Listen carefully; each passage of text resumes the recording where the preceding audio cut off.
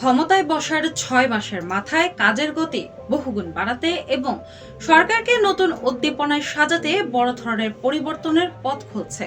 প্রধানমন্ত্রীর টেবিলে এখন জমা পড়ে আছে ৮ থেকে ১০ জন নতুন মুখের আমলনামা ও গোপন ভেরিফিকেশন রিপোর্ট। সবকিছু ঠিক থাকলে যে কোনো মুহূর্তে বাঁচতে পারে দপ্তর বদল আর নতুনদের শপথের ঘণ্টা। রাজনীতির অন্দরে এখন মূল উত্তাপ কার উপর নামছে বদলির ছায়া আর কার ভাগ্য খুলছে। ১৬ ফেব্রুয়ারির শপথ নেওয়া ৪৯ সদস্যের মন্ত্রিসভাকে ৬ মাসের কঠোর নজরদারিতে রেখেছিলেন তারেক রহমান। দুর্যোগের মধ্যে পরীক্ষা নেওয়ার বিতর্কিত সিদ্ধান্ত এবং অতিকথন ও স্পর্শকাতর মন্তব্যের কারণে শিক্ষামন্ত্রী ডক্টর আনম এহসানুল হক মিলন ও স্বাস্থ্যমন্ত্রী সরদার সাখাওয়াত হোসেন বকুল পড়েছেন চরম তোপের মুখে। কাজের ধীরগতি ও বিতর্কের জের ধরে তাদের দপ্তর বদলের গুঞ্জন এখন তুঙ্গে।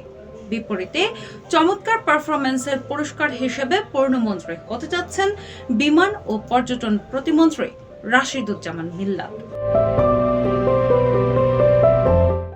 তবে সবচেয়ে বড় চমক আসছে নতুন অন্তর্ভুক্তিতে।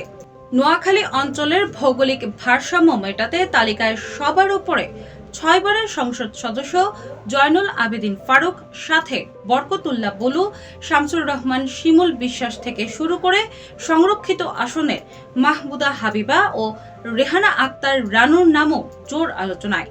এমনকি টেকনোক্রেট কোটায় যুগপৎ আন্দোলনের শরিকদের মধ্য থেকেও আসতে পারে নতুন কোনো চমক।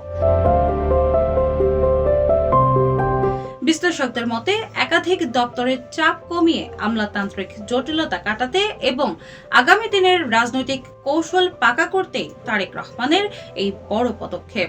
কাদের ঝুলিতে উঠছে পুরস্কার আর কাদের ভাগ্যে থাকছে পদাবনতি।